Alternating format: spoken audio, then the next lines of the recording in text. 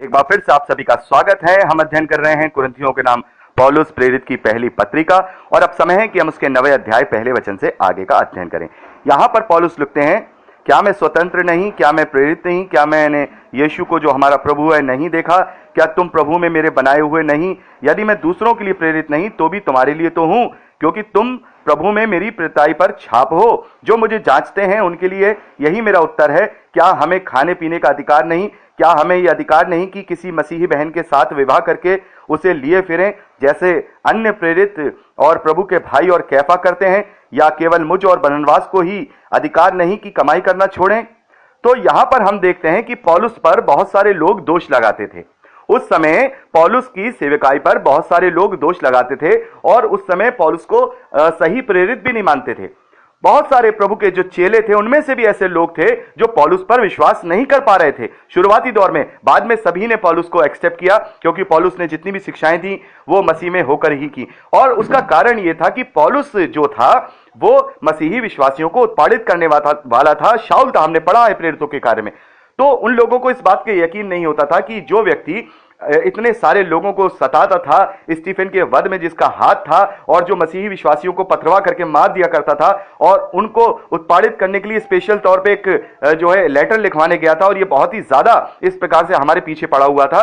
तो ये अब कैसे एकदम से जो है अपने आप में प्रचारक बन गया? तो शुरुआती दौर में ये बिल्कुल सत्य बात है कि शुरुआती दौर में बहुत सारे चेले भी उनमें से ऐसे थे और जो पौलुस पर विश्वास नहीं करते थे, लेकिन बाद में चल करके आगे चलकर जब पौलुस की सेवकाई को उन्होंने जांचा और देखा और समझा कि नहीं, ये जो बातें पौलुस ने की हैं ये बिल्कुल मसीही यीशु में होकर के ही की हैं, तब सभी ने पौलुस को मान्यता भी दी और सभी ने पौलुस को सही भी समझा। तो यहां पर पौलुस कह रहे हैं कि चाहे दूसरे मुझे समझे ना समझे, लेकिन हे कुरिन्थ के वासियों, तुम तो मुझे जानते हो, मैंने तुम्हें प्रभु का वचन बताया, सुसमाचार सुनाया, और तुम मेरी ही प्रेरिताई में प्रभु के जो है ग्रहण योग्य बने हो, विश्वासी बने हो।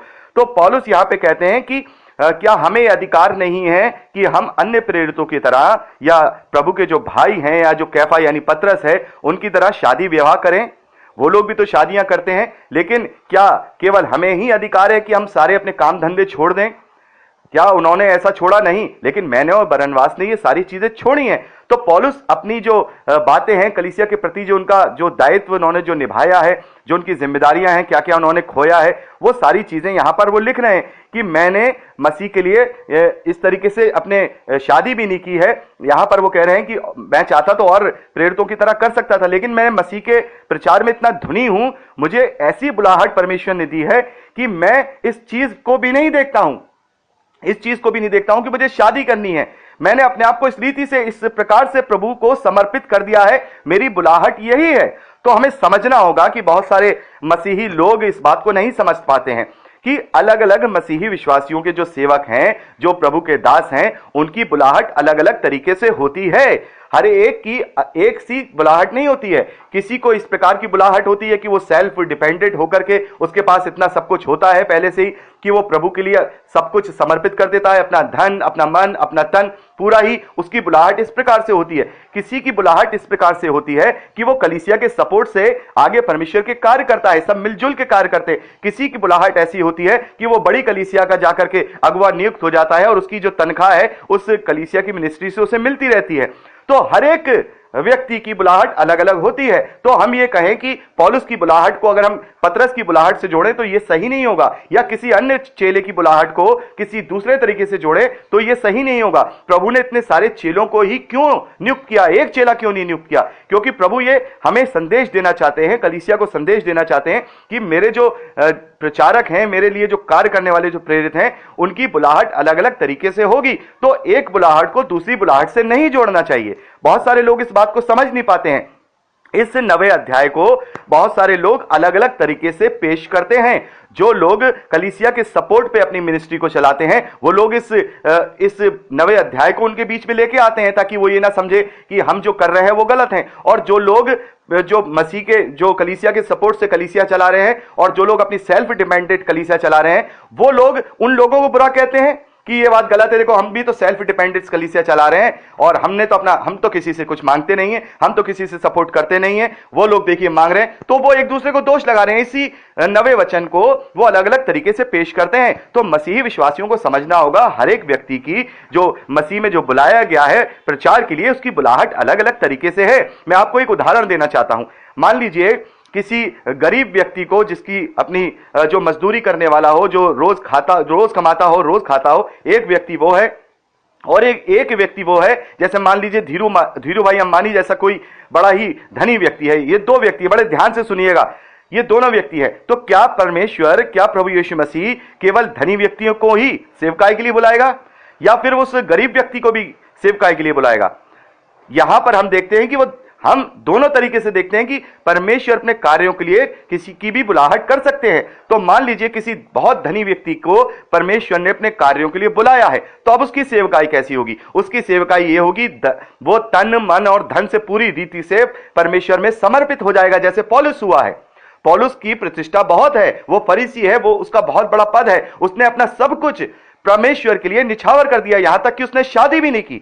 लेकिन अगर एक गरीब व्यक्ति है और उसकी बुलाहट परमेश्वर ने यह की है कि वो सुसमाचार को फैलाए, तो फिर वो क्या करेगा? अपना दिन भर की रोटी जो मजदूरी करेगा वो उससे नहीं छोड़नी पड़ेगी, तो परमेश्वर उसके लिए क्या करेगा? परमेश्वर उसके लिए इंतजाम करेगा, क्योंकि उसका अधिकार है कि उसकी कलीसिया उसके लिए सपोर्ट करे, तो वो कलीसिया के सपोर्ट में परमेश्वर का कार्य करेगा। तो जो वो गरीब व्यक्ति जो कलीसिया के सपोर्ट से कार्य कर रहा है, प्रभु के मसीह का प्रचार कर रहा है, तो क्या वो उस सेल्फ डिपेंडेंट जो प्रचार करने वाला प्रचारक है उससे कम है? कि वो गलत हो गया कि वो अपने कलीसिया के लोगों से सपोर्ट ले रहा है, वो बहुत अच्छा हो गया? नहीं, ये हमें मसीही विश्वासियों को समझना होगा। हर एक की बुलाहट हर एक जैसी नहीं होती है। अगर कोई ये सोचे कि मैं तो तभी प्रचार करूंगा, तब मैं इतना मेरे पास पैसा होगा कि मैं अपने आप अपना कर पाऊं और मैं कभी भी जो है किसी से कुछ नहीं मांगूंगा, और ये बात गलत है, किसी से नहीं मांगना चाहिए। बहुत सारे लोगों को ये गलतफहमी हो जाती है। तो यहां पर मुझे भी हो गई थी, आज से 10 साल पहले, 12 साल पहले मुझे भी ये गलतफहमी थी कि अगर मैं अपनी मिनिस्ट्री, आपको मैं बिल्कुल सच्चाई बता रहा हूं, उस वक्त मेरा कोई भी ऐसा मन नहीं था कि मैं मिनिस्ट्री करूं। मेरा परमेश्वर का धन्यवाद है, आप लोग जानते हैं बहुत अच्छा मेरा जो कारोबार था वो था। तो उस वक्त भी मैं ये कहता था, और आज परमेश्वर ने मुझे उसका जवाब दिया। उस वक्त मैं कहता था नहीं भाई, अगर मैं प्रभु की सेवकाई करूंगा तो इतने पैसे मैं इकट्ठे कर लूं ताकि मुझे किसी से मांगने ना पड़े, मैं सेल्फ डिपेंडेंट सेवकाई करूंगा। ये मेरा शब्द, ये बड़ा बोलापन मेरा उस वक्त था। मैं आपको आज हकीकत बात बता रहा हूं। लेकिन आज परमेश्वर ने मुझे हाँका, मुझे इधर उधर से घुमा फिरा करके वो सेवकाई के लिए लेके आया, लेकिन उसने मेरा सब कुछ पहले खत्म कर दिया। वो बात कहने के लिए कि तू अपने ऊपर भरोसा रख रहा है, मनुष्य होकर तू अपने ऊपर भरोसा कर रहा है कि यदि तू परमेश्वर का काम करेगा तो पहले इतना धन इकट्ठा कर ले कि तुझे किसी से ना मांगने पड़े। तू मनुष्य होकर, अपने ऊपर तुच्छ व्यक्ति होकर अपने ऊपर भरोसा कर रहा है, तो देख मैं तुझसे सेवकाई भी करा रहा हूं और तेरा सब कुछ भी छीन लिया, और तू अब कलीसिया से ही क्या कर रहा है? सपोर्ट पे सेवकाई कर रहा है। ये होती है परमेश्वर की बुलाहट। यह होता है परमेश्वर को किसी को समझाना। आज मैं आपको खुल करके बता रहा हूं कि यह मेरी सोच थी, क्योंकि मैं बहुत धनी था, बहुत पैसे थे मेरे पास, और मैं सोचता था कि नहीं, मैं जब भी करूंगा तो मैं इसी प्रकार से करूंगा। आज परमेश्वर कहते हैं, जेम्स क्या हुआ? तब तो तू ये कहता था ना कि मैं तब ऐसा करूंगा, मैं किसी से सपोर्ट नहीं लूंगा। अब क्या हुआ? तूने अपने ऊपर भरोसा रखा, तूने परमेश्वर पर भरोसा नहीं रखा, तूने प्रभु यीशु मसीह पर भरोसा नहीं रखा। तूने ये देखा कि मैं ऐसे करूंगा। अरे करने वाले तो निकल जाते हैं अपना छोड़कर सब कुछ, जैसे आज तूने जो किया है, यही मैं चाहता हूं। और यही पौलुस के जीवन में भी परमेश्वर की जो बुलाहट थी, प्रभु यीशु मसीह की बुलाहट थी, वो यही थी। पौलुस यहां पर सारी बातों को लिखते हैं कि एक प्रेरित का अपने कलीसिया पर यह अधिकार है कि उसकी जो कमाई है, उसकी जो जीविका है, वो यहां सुसमाचार से हो। लेकिन पौलुस कह रहे हैं, मैंने फिर भी अपना यह अधिकार तुम पे नहीं जताया। तो पौलुस का कहने का जो संदर्भ है वो हमें समझना होगा। बहुत सारे लोग अलग अलग संदर्भ में लेते हैं, मैंने आपको अपनी गवाही बताई। तो यहां पर हम देखते हैं 6ठे वचन से पौलुस लिखते हैं, या केवल मुझे और बरनबास को ही अधिकार नहीं कि कमाई करना छोड़े, कौन कभी अपनी गृह से सिपाही कौन कभी अपनी गृह से खाकर सिपाही का काम करता है? कौन दाख की बारी लगाकर उसका फल नहीं खाता? कौन भेड़ों की रखवाली करके उसका दूध नहीं पीता? तो यहां पर पौलुस इतने सारी जो उदाहरण है यहां पर दे रहे हैं कि कौन सा ऐसा सिपाही है जो अपने पैसे से अपने राजा के लिए लड़ता है। लेकिन पौलुस कह रहे हैं, मैं लड़ता हूं। अन्य प्रेरित करते हैं, सबकी अलग अलग बुलाहट है, जो परमेश्वर जिसको जैसी बुलाहट देता है उसके अनुसार करता है। तो पौलुस कह रहा है, मैं ऐसा करता हूं, मैंने शादी भी नहीं की, मैं तुम लोगों से कुछ भी नहीं मांगता हूं, मैं अपना अधिकार तुम पे नहीं रखता हूं, बल्कि एक प्रेरित का यह अधिकार है। पौलुस यहां कह रहे हैं ये क्या मैं ये बातें मनुष्य की रीति पर बोलता हूं? क्या व्यवस्था भी ये नहीं कहती? क्योंकि मूसा की व्यवस्था में लिखा है, दावते समय चलते हुए बैल का मुंह ना बांधना। क्या परमेश्वर बैलों की ही चिंता करता है, या विशेष करके हमारे लिए कहता है? हाँ, हमारे लिए ही लिखा गया है, क्योंकि उचित है कि जोतने वाला आशा से जोते और दावने वाला भागी होने की आशा से दावनी करे। अतः जबकि हमने तुम्हारे लिए आत्मिक वस्तुएं बोई, तो क्या यह बड़ी बात है कि तुम्हारी शारीरिक वस्तुओं की फसलें काटें? जब दूसरों का तुम पर यह अधिकार है, तो क्या हमारा इससे अधिक ना होगा?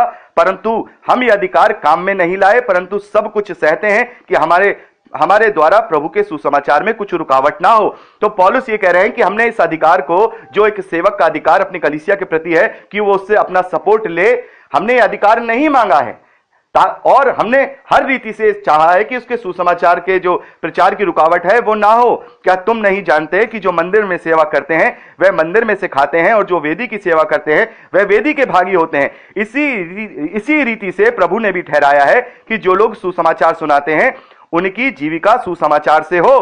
परंतु मैं इनमें से कोई बात काम में ना लाया, और मैंने ये बातें इसलिए नहीं लिखी कि मेरे लिए ऐसा किया जाए, क्योंकि इससे करने से तो मेरा मरना भला है कि कोई मेरे घमंड को व्यर्थ ठहराए। तो यहां पर पौलुस कह रहे हैं, मेरी जो बुलाहट है वो इस प्रकार की नहीं है कि जो अन्य प्रेरित और जो चेले हैं वो कलीसिया के सपोर्ट से काम करते हैं, सारी चीजें वो करते हैं, लेकिन मेरी बुलाहट ऐसी नहीं है। मैं इस अधिकार को, जो एक प्रेरित का है, या एक सुसमाचार सुनाने वाले का है, या फिर हम कहें प्रभु के सेवक का है, जो अधिकार है कि वो अपने कलीसिया से सपोर्ट मांगे, यह अधिकार मैं काम में नहीं लाया। और मैंने किसी भी रीति से सुसमाचार को फैलाने में कोई रुकावट होने नहीं दी, क्योंकि परमेश्वर ने पौलुस को इस योग्य बनाया था। पौलुस इस योग्य थे कि वो सेल्फ डिपेंडेंट, वो प्रचार कर सकते थे। लेकिन सभी के लिए ऐसा नहीं होता है। बहुत सारे लोग केवल पौलुस की इस बात को लेकर के ये कहते हैं कि भाई जो मसीही प्रचारक है वो अपने बूते से प्रचार करें। तो ऐसा कैसे हो सकता है मेरे भाई बहनों, ऐसा कैसे हो सकता है? मैंने अभी आपको उदाहरण दिया दो व्यक्तियों का। एक गरीब व्यक्ति है, प्रभु का सुसमाचार सुना रहा है, एक अमीर व्यक्ति है जिन्होंने बहुत पैसा कमा लिया है। तो वो तो अब सेल्फ डिपेंडेंट कर सकता है, लेकिन फिर भी ध्यान रखिएगा, प्रभु यीशु मसीह कहते हैं कि जहां तेरा धन होगा वहां तेरा मन होगा। क्या यह संभव था कि आज मैं जो सप्ताह के 7 दिन सुबह 7 बजे से लेकर 8 बजे तक प्रभु के कार्यों के लिए अपने समय को देता हूं, यदि मैं अपना व्यापार करता तो क्या यह संभव था कि मैं व्यापार भी करता रहता और मैं प्रभु के कार्यों के लिए समय भी देता रहता? नहीं। जैसे ही मेरे व्यापार में कोई कमी आती, मान लीजिए आज मैंने आप लोगों से कहा कि भाई मैं आज आप लोगों के लिए वचन जो है रिकॉर्ड करूंगा, तो क्या होता? पता लगा, फोन आ गया कि भाई उस साइट पे थोड़ी प्रॉब्लम है, वहां पे इंजीनियर साहब का विजिट है, आपको बुलाना है, आपको बुलाया गया, आपको आना है। तो मैं क्या करूंगा? मैं प्रभु के कार्य को छोड़ के वहां जाऊंगा, क्योंकि मुझे जाना होगा, नहीं तो मेरा वहां नुकसान हो जाएगा। तो इसीलिए तो प्रभु ने कहा कि तुम 2 नावों की सवारी नहीं कर सकते हो। तुम 2 नावों की सवारी नहीं कर सकते हो। तुम एक से मिले रहोगे और एक से अलग रहोगे, और तुम जहां तुम्हारा धन होगा वहां तुम्हारा मन होगा। तो क्या इस प्रकार से कोई कार्य करते हुए सेवकाई कर सकता है? नहीं। हाँ, उसके पास पहले से ही बहुत जमा हो, जैसे पौलुस के पास है कि वो एक बड़े पद पे था और उसने सब कुछ अपना मसीह के लिए न्यौछावर कर दिया। लेकिन यहां पर वो समय आने पर उन्होंने काम किया है। लेकिन क्या जब वो प्रचार कर रहे हैं, प्रचार यात्राओं में हैं, क्या उन्होंने वहां काम किए? केवल एक जगह जब उनका प्रचार नहीं हो रहा था वहां पर उन्होंने तंबू बनाने का काम किया। लेकिन जैसे ही परमेश्वर ने उन्हें दोबारा से खड़ा किया, वैसे ही पौलुस दोबारा से जो है प्रचार में निकल गए। तो क्या पौलुस ने इस तरीके से काम करते करते काम किया? क्या वो काम करते करते, क्या आप ये सोचते हैं कि सुबह वो 6 बजे जाके 5 बजे जाके काम करते थे और फिर पूरे दिन तंबू बनाते थे और फिर रात में जाके प्रचार करते थे? नहीं। जब वो प्रचार करते थे तो लोगों के सपोर्ट पे ही थे। लेकिन जब उनके बीच में ऐसा आया कि उन्हें काम नहीं करना, उनके पास प्रचार का टाइम नहीं था, तो समय को गुजारने के लिए वहां पर उन्होंने तंबू का बनाने का काम भी किया। लेकिन हाँ, पौलुस के पास अपना खुद का इतना था पहले से ही कि उसे काम करने की जरूरत नहीं थी और किसी के सपोर्ट की भी जरूरत नहीं थी। तो ये हमें समझना होगा कि इस प्रकार की बुलाहट अलग अलग तरीके से होती है। परमेश्वर केवल उन्हीं लोगों को बुलाहट नहीं देते हैं कि जिनके पास सब कुछ है। मैंने अपने विषय में बताया कि कैसे परमेश्वर ने मुझे ये इस तरीके से बता दिया कि नहीं, मनुष्य पर तू जो है इस प्रकार से भरोसा कर रहा था, लेकिन देख आज जो सेवकाई तू कर रहा है तेरी सोच की नहीं, तेरी इच्छा की नहीं, लेकिन जो मेरी सोच थी, जो मेरी इच्छा थी, जो मेरी योजना थी, वही तेरे जीवन में लागू हुई है। तो यहां पर पौलुस कह रहे हैं कि ये अधिकार तो है, लेकिन मैं इन सब बातों को अपने जीवन में काम में नहीं लाया। इससे अच्छा तो यह है कि मैं मर जाता, क्योंकि फिर मेरा घमंड व्यर्थ हो जाता। तो पौलुस को इस बात का अपने ऊपर बहुत ज्यादा घमंड था कि मैं जो प्रेरिताई कर रहा हूं, ये सेवकाई कर रहा हूं, मैं सेल्फ डिपेंडेंट कर रहा हूं, मैंने शादी भी नहीं की, मैंने कुछ भी नहीं किया।